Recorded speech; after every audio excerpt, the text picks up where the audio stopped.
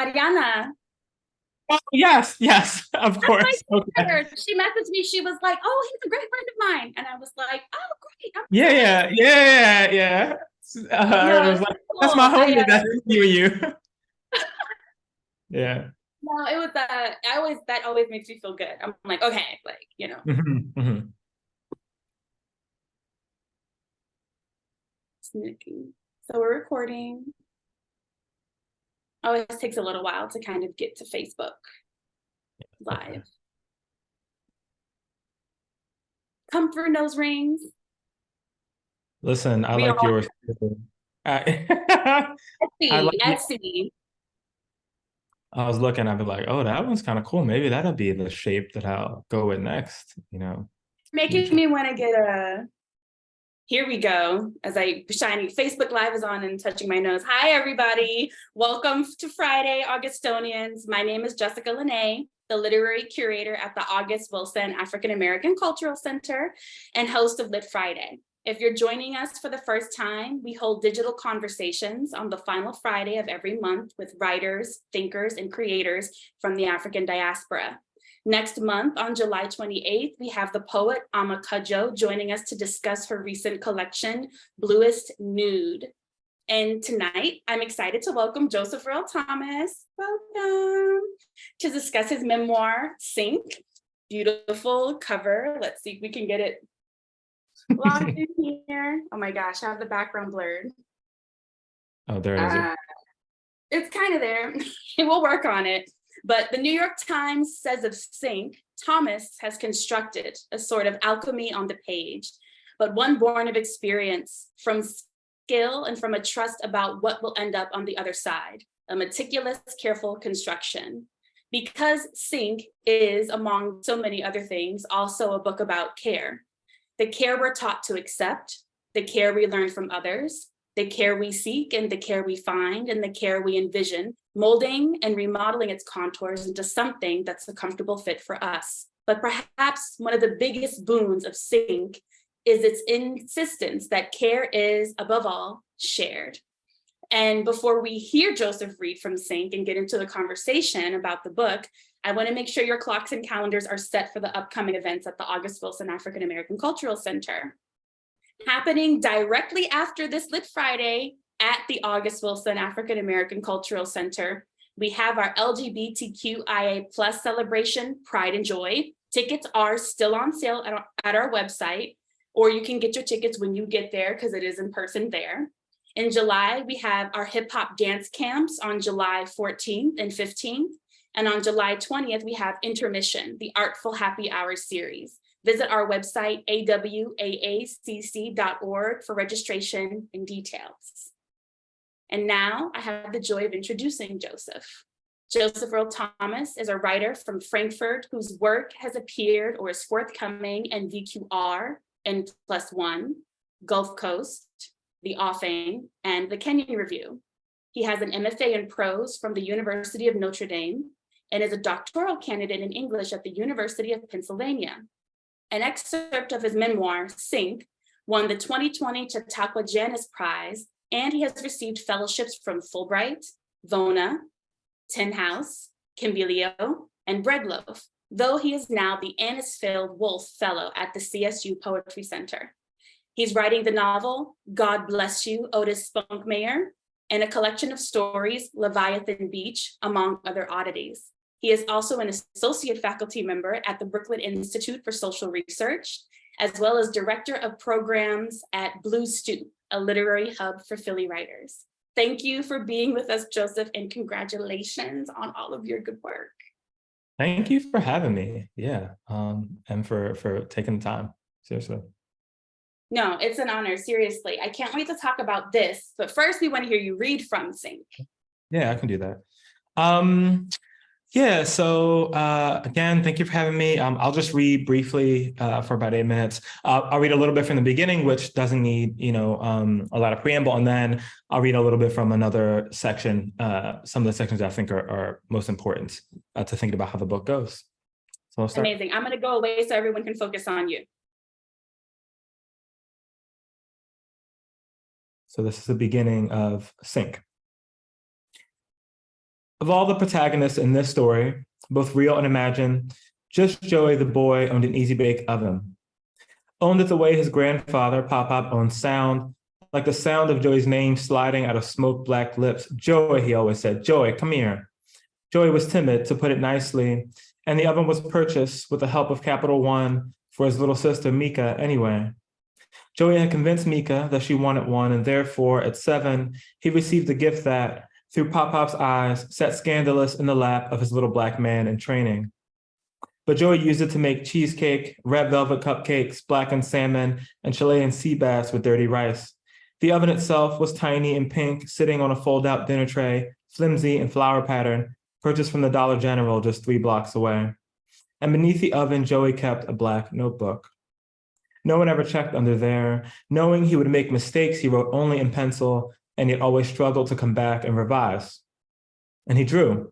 He drew stories of lonely sea monsters, moving pictures with tiny speech bubbles sprouting from their mouths like in comic books. Some of them had rotten teeth and smelled bad. They were very long and green like giant snakes and constantly angry. One such creature had a hood like a cobra because Joey had watched Steve Irwin play with one on The Crocodile Hunter and thought it would make a good pet. Watching the emotive white man in khaki from Australia made Joey wonder about different kinds of danger, about how some forms of fear were cool and quick and entertaining and others were not. He imagined himself far away like his sea creatures. Joey's sea creatures would say things like, "Grr, I'm gonna eat you," to humans rocking through waves on wooden boats. Then, without warning, the creatures would smash the poor human's vessel into pieces. On the page, wood splintered and brown oil pastel shards through a deep blue sea of unknowing. The sailors aboard all drowned or woke up sopping wet on tiny islands with just a single palm tree. Joey had questions about why, if granted only one tree, it should always be a species without fruit, but this was ultimately fine as artistically it felt good. Stranded, the survivors would ask a scuttling crab, why? Why did this happen? Scuttle was among Joey's favorite words. A survivor might, post scuttling around, stand there in a yellow raincoat, weeping under acidic droplets falling from an ever-darkening sky, shaded by Joey's godlike thumbs and the side of a sharp pencil. Starving, the survivor would watch sea creatures gorge themselves on the ocean's bounty, a contradiction to the brackish water Joey had seen in the Schuylkill if ever there was one. A sea monster would drag an orca from the water, sometimes a baby, and slam its body brain first on the rocky shore over and over again. The blood was gratuitous, thick and red marker to glisten wet, making the page feel so soggy and smell so good till it dried up and warped in brittle position. Upon seeing the bloody orca smash into those rocks, a survivor might ask the sea creature why he did it. Why slam them around like that? Were they not dead enough? In the front of this same black book, Joey wrote names in dark red lines, tracing over them several times each. First, middle, and last, no initials. He'd work himself into a fury, talking to these names in his own head, overly simple dialogue, strange and unnecessary questions with no real answers, like those forced upon a child in real life. Let's say, why do you hold your wrist like that? Joey wanted these names, these people, to die. Or, he thought, if people are going to die inevitably, young or old or in pain or otherwise, these people should jump the line. Adults will find this cruel, but not as cruel as Joey found them. And he could never do the killing himself because, well, he was a coward, which never curtailed his devotion to such death in theory. He did not consider himself a supervillain. He would toe a careful line somewhere between the kind of man that his mother, Keisha, might be afraid of and the kind that could protect her if he ever, past 7, might be something more than both at the same time. This is just the beginning of the first chapter of the book. And I should say the chapters aren't numbered and they're kind of organized more like a shonen anime, arguably, than like a traditional text. And then there are some repeating sections, and some of the repeating sections are my favorite. And I'll read the first of those repeating sections as they index a lot of kind of my relationships with other young people, particularly my aunt, who was my closest friend growing up. And this is one of those kind of repeating sections. It's called Some Summers. Some summers, Tia and Joey went on adventures. They listened to Linkin Park, Chevelle, and Slipknot riding down 2 steep hills on dyno trick bikes with pegs on the front and back. They stopped at basketball courts listening to Beanie Man and Sean Paul, played 2-on-2 with older boys who were always trying to fuck Tia, and stole, maybe for the last time one summer, that last time they might be mistaken for children, snacks and toys from Kmart. All through Frankford and Mayfair and the greater Northeast, they dug up dirt. They played knock, knock, zoom, zoom, where white folks owned houses and trimmed hedges and, whenever the knocking and the zooming wasn't quick enough, answered the door with shotguns for those pesky kids. Everybody was escalating. It made Joey and Tia laugh. They could hit harder, run faster, lust more deeply, but probably never again for each other. They jumped wantonly from second and third story balconies playing tag just to show off. It was easy, their arms flailing for years before hitting the ground and rolling. They were unstoppable in the summer, uncatchable. Pop-Up stayed home boiling blue crabs and malt liquor and hot sauce, glowing orbs of red seasoning that came in little plastic baggies and enough garlic to melt every single one of the Lost Boys. The old man played caps out front with the neighborhood kids, and all of a sudden it was safe for Joey to play too. Was he getting too big, too unfuckwittable, or was Pop-Up getting too old, too tired? Together, they loaded Ragu and Snapple lids with Play-Doh, sliding them across the concrete Thunderdome in the middle of the street. Rainbow chalk marking the limits of wins and losses, cursing for fun. Fuck out of here, Cuddy. You think you good now? Or, damn, Cuddy, you let your grandson bust your ass like that? Oh, I taught that little nigga. He learned that from me. And after an L, Pop-Up might check on the crabs, Joey's mouth just watering all the time like a Lion King hyena. A live crab might pop up in the street, mouth all foamy and clamping onto a bottle cap, the whole neighborhood laughing at the crab's struggle to be somebody. I bet you can't even beat this crab, somebody said. Nigga, you look like this crab, Joey said. People laughed. Joey and Tia took off again to pet shops, further ones than birds, this time deeper down Frankford Ave on corners where the magic shop used to be, outside Frankford Hospital where they once adjusted Joey's broken pinky finger. They left their bikes outside to stare at bearded dragons and hamsters. What is the real difference between a guinea pig and a hamster? And if they eat the same thing, doesn't that make them the same basic kind of animal? Can they live in the same cage together? Or is it bad to want them to live in a cage at all? They were showing signs of aging. At a new pet shop between Bridge and Pat, Joey got his bike stolen while he was inside snuggling brown and white gerbils. He came out yelling a performance for Tia. Fuck out of here, bitch niggas, better run. Glad the thieves had already gone so there would be no fighting. He rode on Tia's back pegs, and sometimes Tia rode on his. If it was still warm by September, they cut school. Joey waited outside while Tia visited older boys in houses under the L, peeking through the windows and listening through the door, growing hard and jealous at the sounds their bodies made against each other. At night, they climbed the railroad tracks, hog spit on rocks, and pelted cars with boulders. Unbearable adrenaline. Windshields cracked, shattered, and splashed under their whole body throes. It set Joey on fire. Cars crashed into light poles and corner stores, erupting into flame, causing alarm and chaos and joy. That was a good shot, Tia might say. And Joey would grab another rock faster, competing with Tia, who grabbed 3, another windshield smashed. You fucked that one up, Joey said. He imagined the startled driver struck out of the comfort of his AC as the car twisted off the road. He could not stop throwing and being happy. Someone yelled from down below. The kids ran. Race you home, Joey said. And Tia was the only one who could match his speed. People said what they wanted about Joey, but he could run. He ran from everything. Tia never said what she was running from or why she was living with her dad or where her mom was now, but she ran just as hard. Thanks, y'all. Thank you. In the summertime sections of the book, there's such a raging autonomy for the youth that feature in your book that comes from this intersection of, you know, the neglect of the community at large by the larger city of Philadelphia, right? That comes from the creativity and natural autonomy of the youth that we see, but also comes from the mingling of the different kind of issues that everybody naturally has, or systemically, naturally and systemically have in their own lives.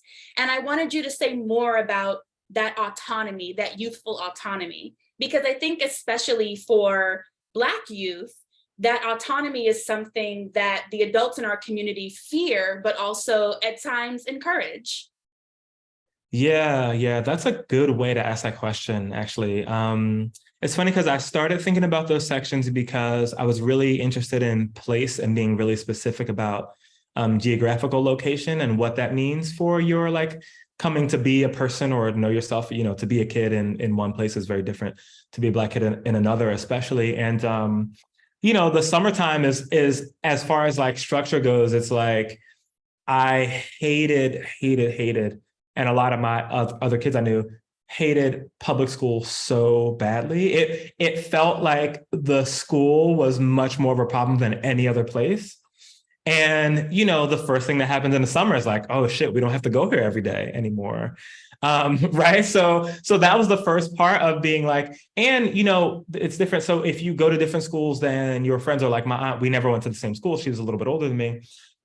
It meant that you could like wake up and have your whole day so you could actually choose what you wanted to do. So it wasn't like you had to go and sit in these classrooms where people kind of already either thought you were dumb or they were too tired and too broke and they didn't have the energy or the tools to teach their kids anyway. And, all these other kind of things. And you could just like, we have this whole day to be with your friends. And I was in a generation where, like the Black old heads around like my way would be like, go outside and play, you would get outside. It's nice outside. Go outside and play. Right. That was it.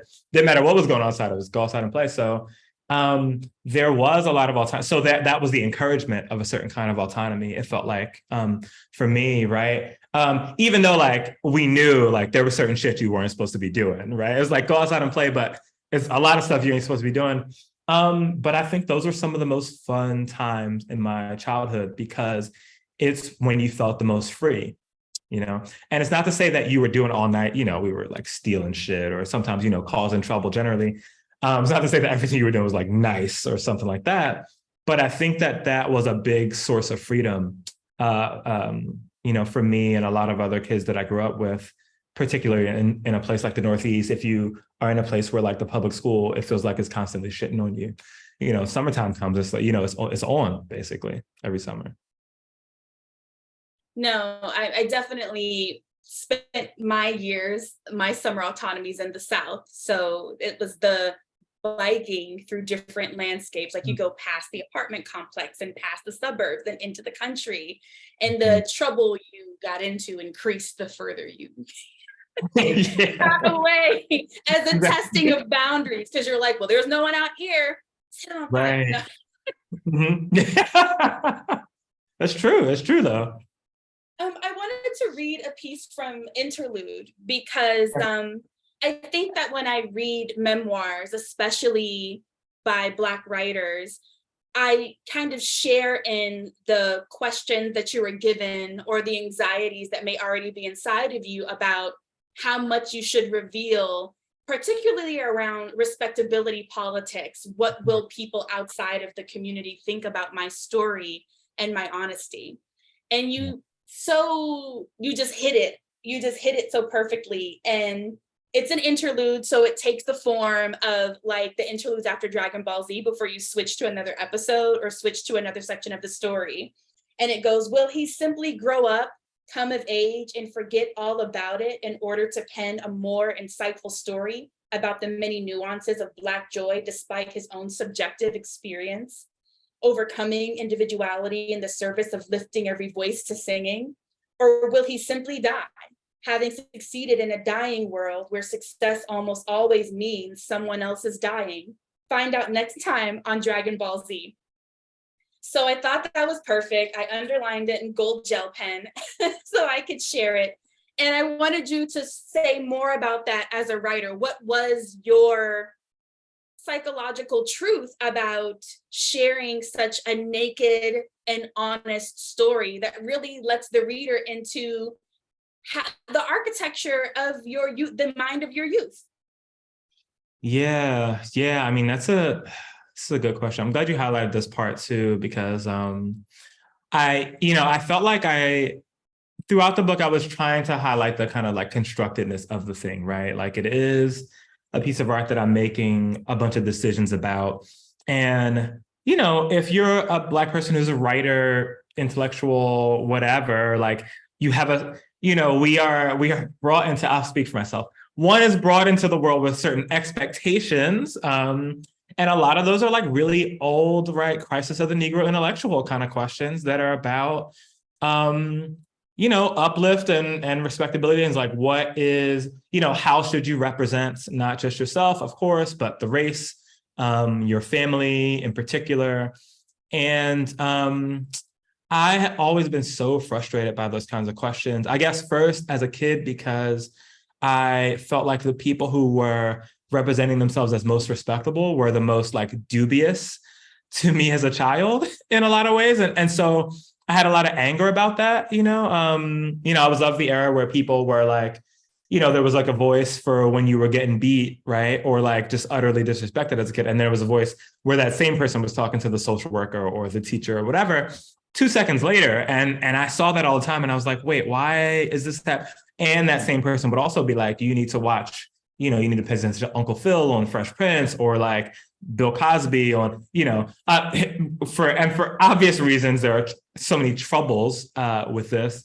And, I think that on the other hand, there is maybe, and I'm saying maybe, right, because I think there's a lot of caveats with this too, right?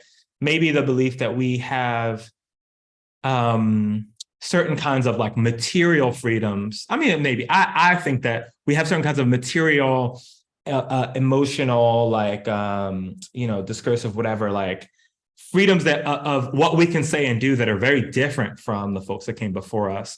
And I mean, it definitely depends on what kind of family one hails from too, because I think, like in my family, there's generations of folks who are in the same kind of like material station as before. But as a larger situation, right, like it is much more normal. I'll put it like this, it's much more common now for Black folks to have disagreements and different beliefs in public in ways that I think are very different from like, 60, 70 years ago in a lot of ways.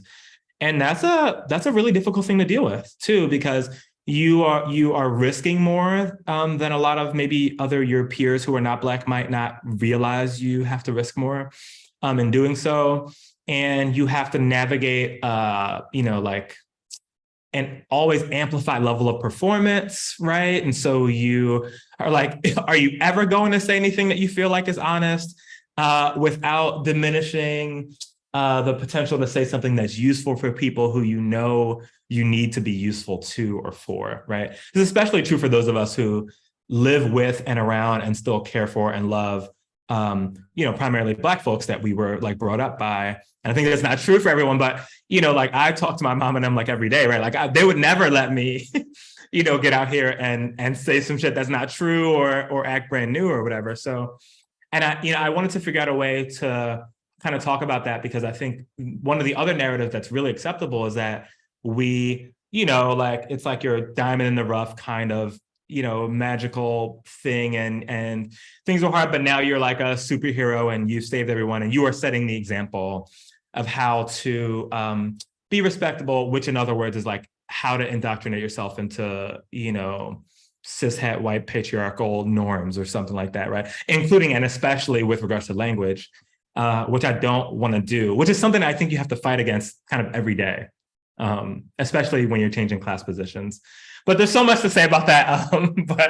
But that's like the kind of the kind of meat of trying to have that juxtaposition there. But you create so many juxtapositions. You, as a writer, have this skill for portraiture, even if it's creating exacting portraiture of people in groups. Toward the end of Sync, there's this very close attention to how some of the people that have to perform a toxic, hyper-violent masculinity are the young men that seem to come from more stable material means, but within the same community. And there's also this very strict attention to the human experience of things like overwork, addiction, overwhelm. And Joey in Sync is able to maintain, and you see this perspective grow as he ages amongst all of the other structural gestures that you're giving to the art object that you've created.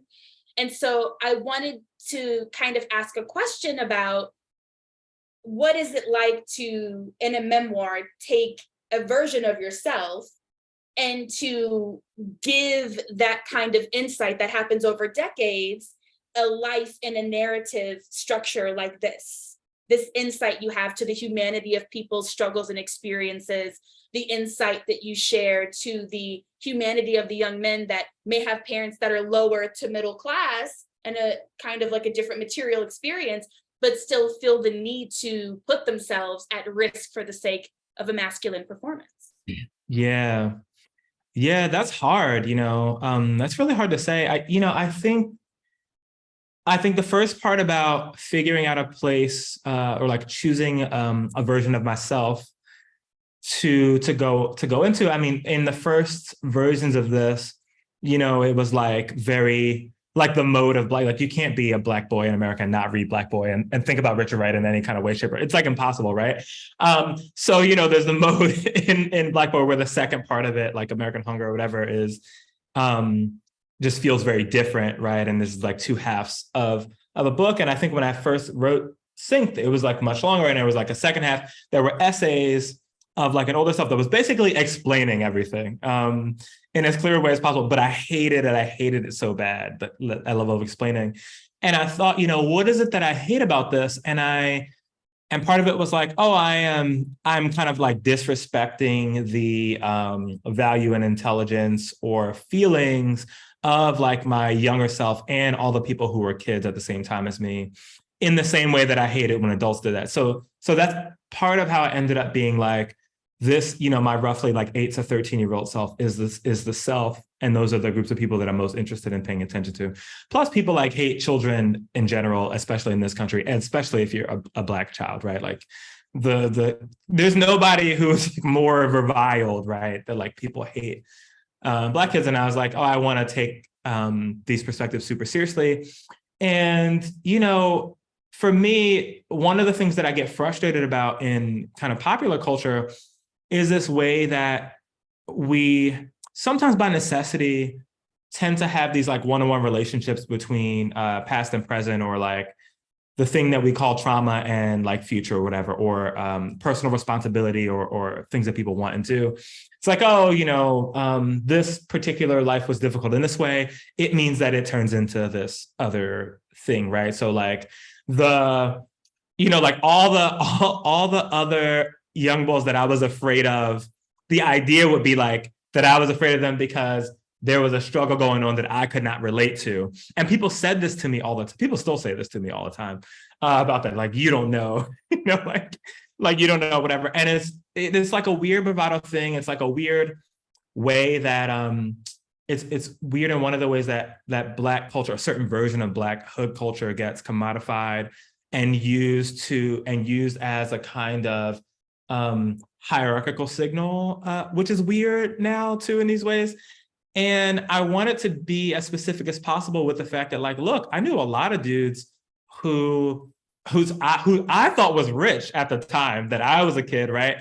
Who were out here doing mad dirt that I could not understand who I was jealous of for the way that their families treated them, or the way that I perceived their families treating them, And I knew a lot of people who had shit worse than me, who are way better people than me too, right? And it's not always as simple. And I think, especially because there's so few of us who get the chance to say anything at all in a kind of broader culture, I think the way that these things get homogenized really frustrates me a lot. And I wanted to be like, look, like, we are all quite different people. I think that sometimes when people say the word community, I'm like, there's a lot to think about in that. And I wanted to really be thinking about that. I'm like, we're all very different people. And in addition to a lot of folks that I knew who I felt like had like happy, great homes, who I was jealous of, a lot of folks, life did get better for them based on a combination of like hard work and luck or whatever. And there's a lot of folks that I know who worked hard and were not as lucky and aren't doing as well. And a couple of folks that failed upwards somehow, which is like, and these things all happen at the same time, and I think when you're a kid, if you might not be able to explain it and insofar as like an essay might, but if you talk about different people's experiences and how you felt about it, you kind of get that point across, these differentiations. And that's what I was trying to do there.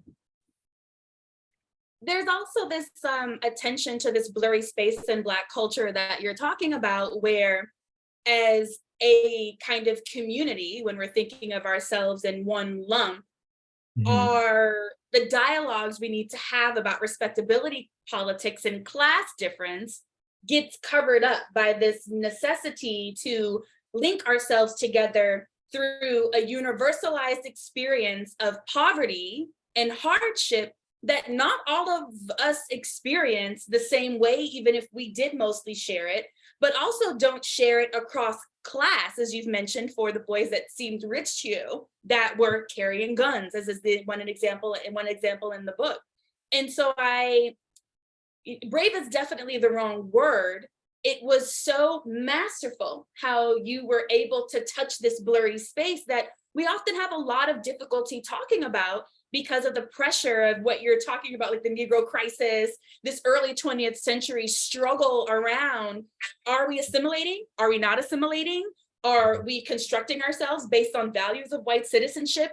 Do we have a culture that we can all attune ourselves to? And so often when we get into professions that require we be more visible, we have this pressure to succumb to these narratives, right? And I was also wanting to ask a question about how class is represented here too, which is like a sub question of what I just asked. Yeah, that is such a good question. I mean, even to say that sometimes will kind of shut conversations down depending on where you are. You know, I feel like it's because of my own background, I think, and not just my own background, because of my mother's background, because of her mother's background, her father's background, et cetera, for several generations, you know, it's kind of impossible for me to think of those things without like a story, right? It's like, this is a good example. I was completely unaware as a young person that there were even like rich Black people, right? This is like my naivete as a child. This was not clear to me already. The time that I discovered that this was like a kind of in a certain fraction of society that was a norm was when I went to college. When I went to college, I just thought like everybody I knew was Black. There was like Black people, there was like Ricans, there was like those two like broke white folks that lived on my block that I was friends with. And those were like the people that I was used to being around, right? So this is how like enclosed it was. I went to college, and then those differentiations that you talk about, right, started to become so visceral, because I was like, what is it? Why do I feel so much conflict in this space? And it's like, oh, this space is not made for me at all, especially we would get into a bunch of statistics about like universities being like, oh, we admit so many more students of color and like Black students. Most of those students are not Black students who come from poverty in any way, shape, or form, right? Those like usually like third, fourth generation students. So a lot of us who don't have those backgrounds feel actually like doubly alienated in those spaces, and then the conflict is increased. And we end up getting shut down twice as much because of it, especially in mixed company, you know? I was talking to my homie one time, and we were getting pierced together, and I was like, and we saw something, I was like, damn, niggas really still do that? And he was like, you can't say that in mixed company, you know, because there was like other people around. So like that kind of thing happens so much more there. And I think for me, it's like, the truth is, you know, if I didn't already have very close friends, and to know for sure that lots of the folks that I love, like all the Black folks that I grew up with, and who I've been friends with for 20 plus-ish years, who actually are not in these kinds of like intellectual communities, if I did not have that kind of deep kind of love with and through them, I probably would never say anything, because I would be too afraid. I would be too afraid of losing what potential community there would be for me, which as the kind of only one. So, you know, and this is like I think it's still kind of a struggle too for everyone, but even so for me. But, you know, I think when I always fall back on them. So I have a lot of cookouts in summer or whatever. So like I have my friends over, like my mom and them will be there, like my sister, people who know both of them and me for like 10, 15 years.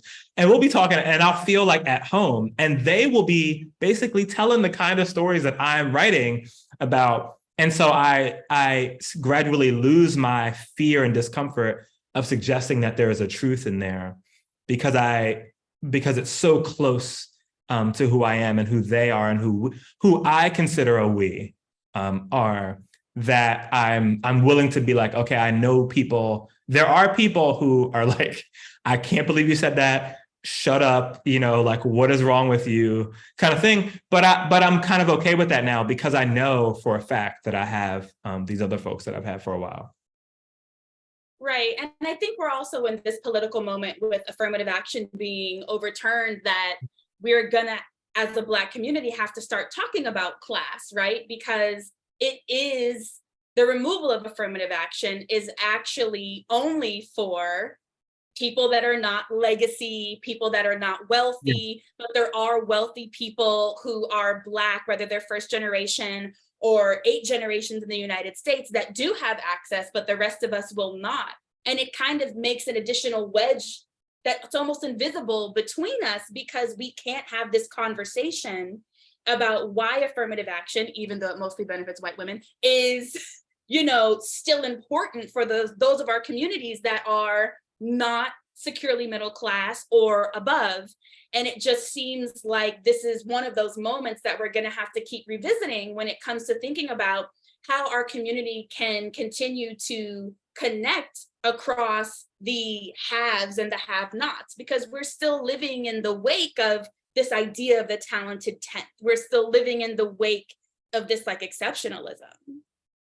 Yeah, and it's hard too. And when you were saying that, I'm like, and the other problem, that I feel, and I know a lot of other folks who feel this too, is like, the terminology around middle classness is also slippery for us, right? Like we are also much more likely to like kind of ebb and flow, right? And be like, 1 month I'm fine, the other month my account is overdrawn like a couple $100. Like, what do I do? So like that just doubles down on the kind of difficulties. But I think as I get older, especially what I've been trying to do is find ways to be, because I grew up like a very angsty, like aggressive, like a really whatever is like past eat the rich kind of mode or whatever. But I try to find ways that are ways of conversing that are toned down a little bit from what I would otherwise normally say, which would like shut everything down and like people would move out of the room. But it's hard and it's not getting any easier. So I want to move back to craft, the craft, the structure of the world that you build. And you begin with third person, Joey, right? Yourself that's for the memoir. But you, toward the middle and toward the end, start passing into second person, you, as if you're talking to yourself. And I wanted to know what encouraged you to write from the third person perspective, he, him, Joey, and then the second perspective more toward the end. It's as if it's like an observance of your younger self, or in this way, instead of, the canonical memoir of first person. Yeah, it's there's a bunch of like theoretical questions or whatever that have to do with like phenon and like subjectivity and stuff like that. But the craft way, I was thinking like, this is just for me personally. When I write as an I, and I'm writing a novel with an I right now, and I'm writing some essays where I'm trying to be like not more sentimental, but like much more. I'm trying to slow down a lot in these essays, and I can't help but to feel pressure to be like hyper interior, and to be in part pedagogical, or to make the assumption that I'm giving the best depiction of my translating what I think in my head to the page, in lieu of whatever kind of story is going on. And that in itself feels to me like a certain kind of privilege. And it's a privilege, the privilege of being like a middle-class intellectual subject in a lot of ways, right? like the space and energy that I have for thinking now is way different than I had at the time. And I was like, oh yeah, when I was a kid, I didn't always feel like I had that, right? Unless it was like in relation to like a punishment or something, right? Where like silence was ordered of me by virtue of being a child.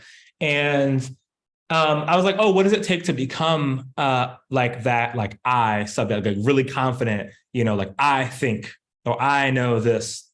And part of the book, when I had to figure out how to structure it, I was like, oh, part of it is a journey of trying to get there and never really getting there. So it's like third person, second, but never like quite gets to first.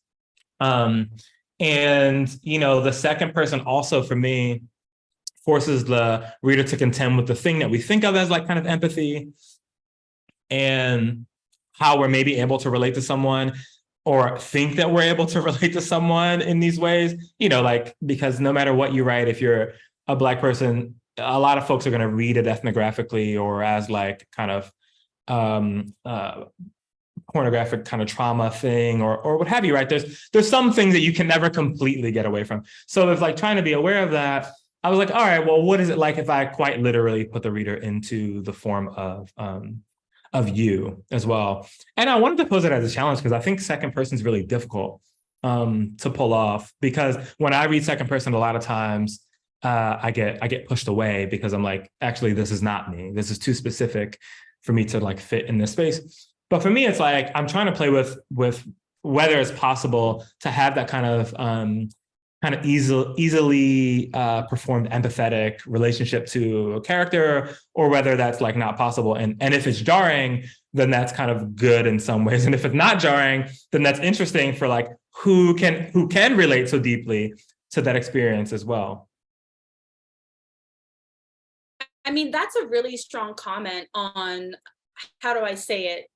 The being of identity in the context of the culture of the United States of America, because the way race and gender are structured, they're structured into something you'll ever have a debt to pay to, right? In terms of oppression. And so people, even when they have privilege, don't tend to think of themselves as growing and developing in these concepts over time.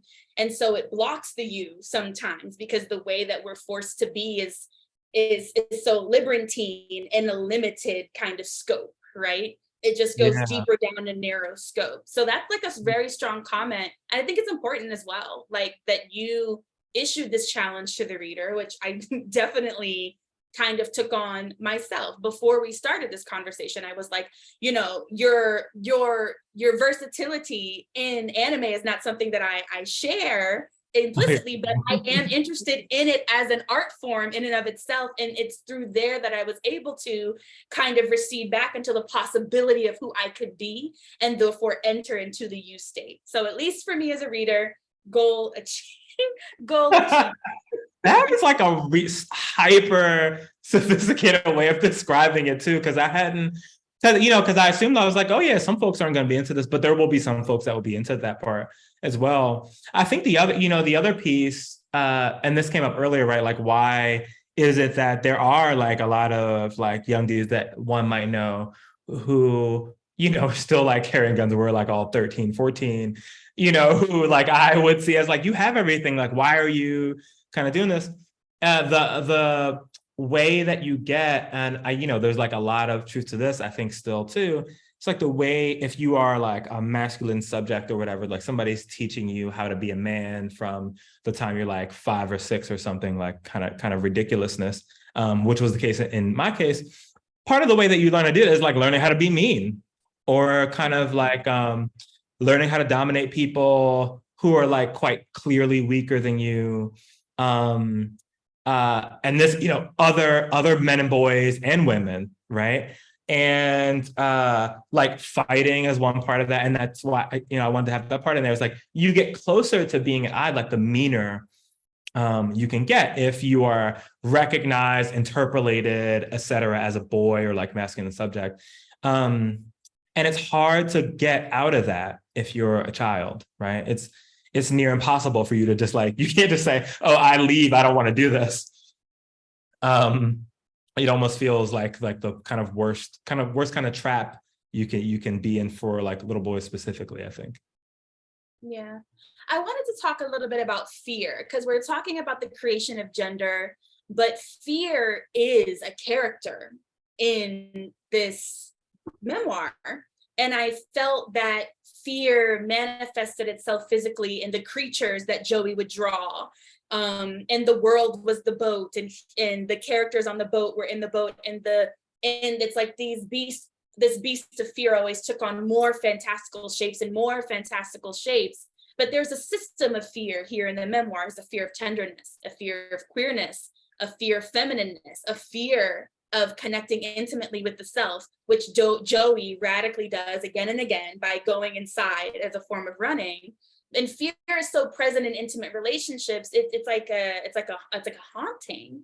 And so I was wondering if you could talk more about the role, guise, or character of fear in this slice of the world that you present in the memoir. Yeah, I mean, that's also so useful. The movie Alien did a lot to me. I was absolutely right. And this is before, like, because I'm a child, right? I didn't know about all these like feminist readings of like Alien, right? Like I had no idea about this stuff, but it made sense to me later, but like I couldn't suggest that as a child, even though the movie meant a lot to me. And it was like a particular kind of terror, right? It was like for those reasons, like fear of the feminine, fear of certain kinds of queerness. It was like very difficult to figure out kind of what to do with that. I think eventually like the fear got kind of like beaten out of me, right? Like at a certain point, things happen over and over again. If something is so repetitive, it kind of like loses its power at a certain point, or at least in my case, it did. But for me, fear was also this thing, and it made sense why I liked so many of these like Carmen Maria Machado stories. Like as I got older, I didn't realize like why I was so into these stories.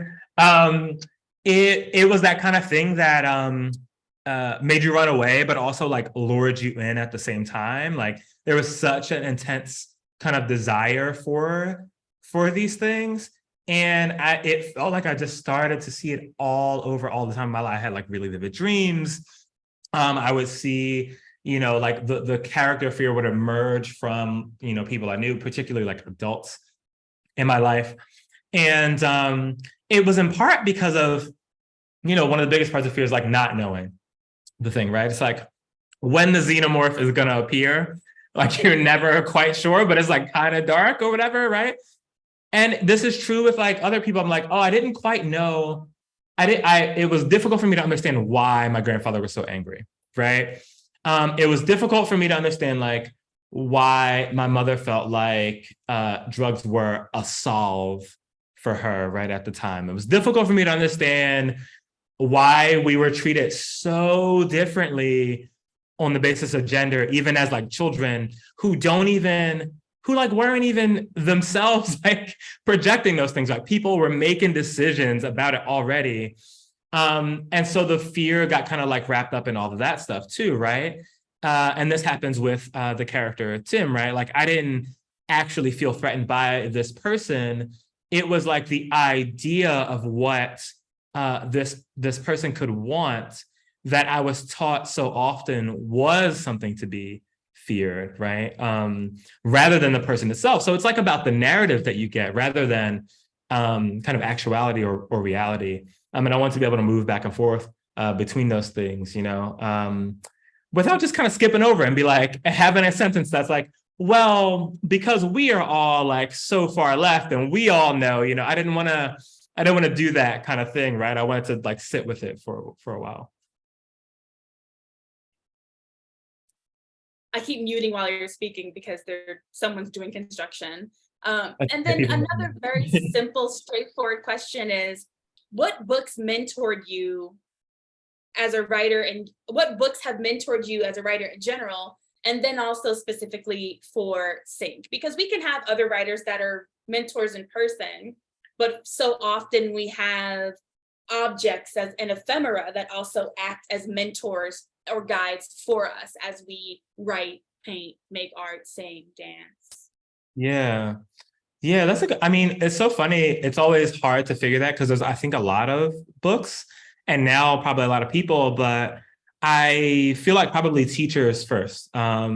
So as somebody who hated school, couldn't stand public school, I ended up actually having really good teachers through a lot of my college life. And it was weird, because we were in an era where like people were complaining about like the canon and like kind of white male writers and teachers, whatever.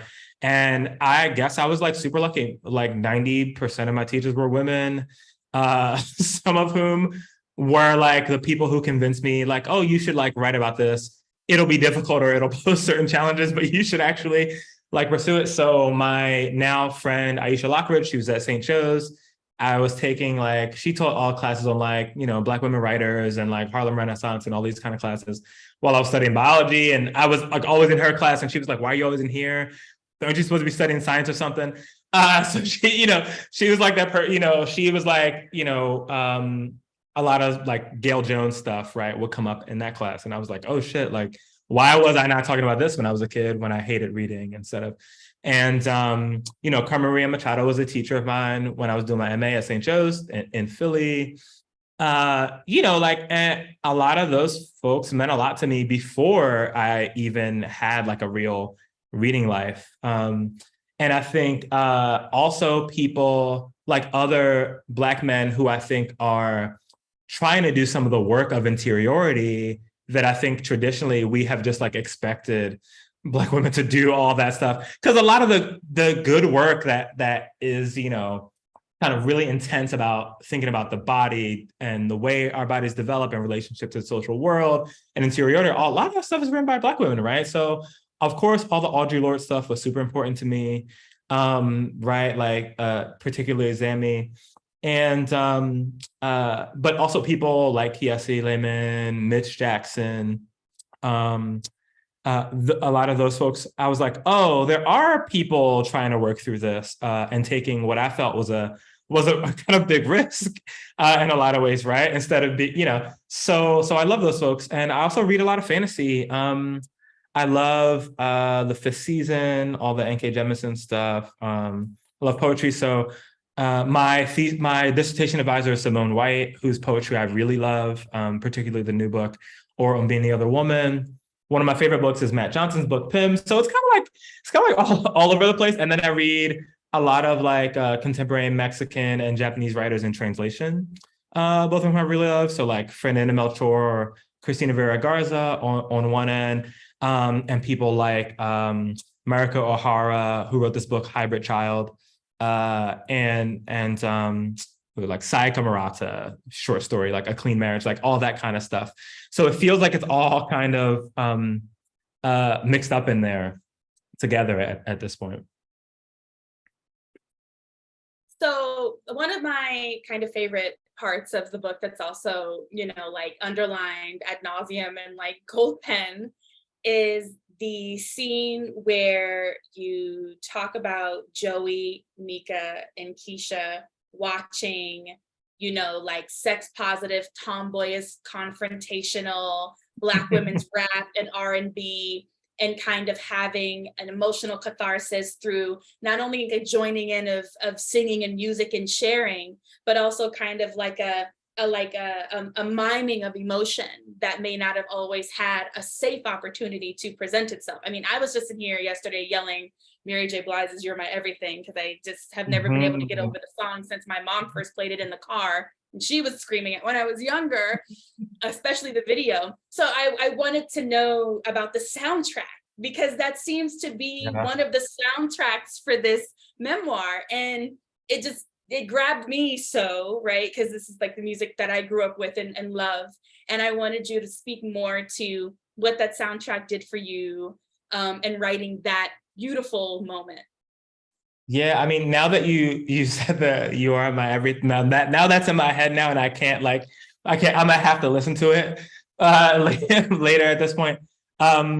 It's so I think it's like in part it's a continual thing that me, my mom, my sister, my aunt, and a lot of friends shared and still do share. So like, the cookout thing, like when we have cookouts, like Mary J. Blige, or I remember like my other people that were like really important for me feeling comfortable thinking or taking risks and stuff. I went to VONA, I think it was in like 2017. And a lot of folks, I was in Tananarive Du's speculative fiction class in VONA.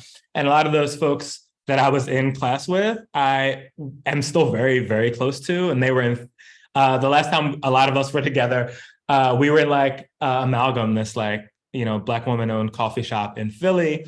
And it was a Mary J. Blige song, and we were like singing the song and like crying, right? So, and this was like, I was not a child. This is like, I don't know, 5 years ago or something. So that is like a part of like how this stuff still means so much to me. And I did kind of have a soundtrack, and the soundtrack was kind of like when I would be talking to like my mom or my sister or one of them, and we'd be like, oh, this song, like. And my mom, she's like one of those like Black moms. She's like, you don't know nothing about this kind of song. And I'm like, I was listening, I was listening to you. And my mom had me when she was so young. I was like, I was listening to that at the same time as you. Like, how would I not know something about this? And those are the songs that kept coming up over and over again, and going back and forth. So I did have a kind of soundtrack, especially when I was in first draft mode, right? When I was just like writing stuff. Scenes out really fast, that I kept building out, and that I still use now to write a lot of stuff, right? Even though a lot of people think like certain R&B stuff is corny, but I'm like, that's fine, whatever. I don't care. And yeah, there's a lot more stuff, and I had to cut so many songs or instances of songs or people using lyrics from a lot of those songs, whether it's like Drew Hill or Mary J or TLC or any of those folks, in order to make it so that it wouldn't be, like overpowering or something like that. I think one of my own memories, sorry, my cat's here. No, that's okay. Yeah, bring the cat. I think one of my own memories is like Drew Hill is being way too young to be screaming, sleeping in my bed, and Cisco Riff in the kitchen, but everyone being totally fine with me knowing the words to Phone Song. I know, right? Why? Why is it the issue that I'm screaming about infidelity in the kitchen, but when I know all the lyrics to Thong Song, the adults run over and they're like, cool. Everybody's cool with it. Like, why? My homie was like, everybody's super cool. we were talking about the Joe song, and he was talking about like, oh, I thought Joe was talking about like an actual subway, talking about take me to the subway, I'll go down, and. He was like, when I was a young boy, I thought he thought, no, he wasn't talking about no subway, my mom and them made it very clear, like Joe was not talking about no subway. But it's like that kind of funny, those kind of funny scenes too, when you're a kid, and there's certain kind of permissibility and certain kind of innocence, but like impermissibility of certain other ones, It's like permissible as long as you don't really know what you're saying. Yeah, exactly. Yeah, as long as you don't really know. So I have 2 questions. I have so many questions, but I think a lot of times when I read memoirs at large that are written in first person, there's always this recapitulation to this ideation of like an American bootstrap fantasy, where there's something particularly special about the author's representation of themselves that allowed them to escape adversity, right? And sometimes I think as a reader, and speaking to other readers who read memoirs, it can be a little alienating, regardless of where you are in your life, right? And it kind of cuts off an opportunity for a certain kind of relationality. But I feel like, as you said earlier, you're like, no, from my community, some people worked really hard and got lucky, and then people worked really hard and had no luck whatsoever. And some of this is systemic, and some of it just happens to be timing and circumstance. And the way that Joey is in the memoir, he rests in that humanity of total possibility. And he's made equal with all of the experiences and confusions of his immediate youth group and the people around him. And there doesn't seem to be this aspect of Joey where it's like, oh, there was this one thing that he had that no one else had. He was sharing an experience, a part of the fabric. And there are even moments where you're very explicit that Joey, had moments where he thought he was, but was reminded that he wasn't, despite all of his intellectual imagination that he developed from the various games and texts and shows that he watched. And so before we close, I wanted you to kind of touch on this incredibly, like this equilibrium you were able to bring to your Joey. Yeah, I really, really hate the kind of like, look, I'm special. And the people around me are not special, and that's how I am. Oh, I cannot finish that kind of book at this point in my life. I just really can't do it anymore. So I knew, like, from jump, I was like, I cannot write that. I cannot do that. And I also just didn't feel like I was a special person. I think that there were moments of like feeling like kind of full of myself or real pretentious as a child that I thought were useful. If I was like getting fucked up or something, I would be like, in order to get through that situation, I'd be like, well, I'm better than you. And like, you like mumble it under your breath. And you're like, yeah, I'll fuck you up anyway, whatever, but like, you don't actually, but it's not true, right? It's not really That's why true. you can't spell circumstance. Yeah, yeah, exactly, right. And I actually I take that as a kind of high compliment that you would even say that, because that was very important to me in writing a memoir. I would never do so otherwise. And I think part of it is like of course it requires these kind of really general things like developing a certain kind of self-awareness, being able to have friends who will be like, you're full of shit right there, like I have a lot of friends who is the person I brought up earlier, Aisha. She would be like, yeah, nigga, that wasn't your best moment. Like, actually, I think you were like, I would describe a story to her of something that happened between me and some. She'd be like, yeah, that's not actually, you were wrong. Like, you need to go fix that. And over time, like that helps you realize like, oh, I'm not special, or they're, or above all these other folks or whatever, which is also a relief in certain ways, because you get to be, it should or can make you more curious about other people's lives. And it can make you, above all, I think it made me more forgiving of other people.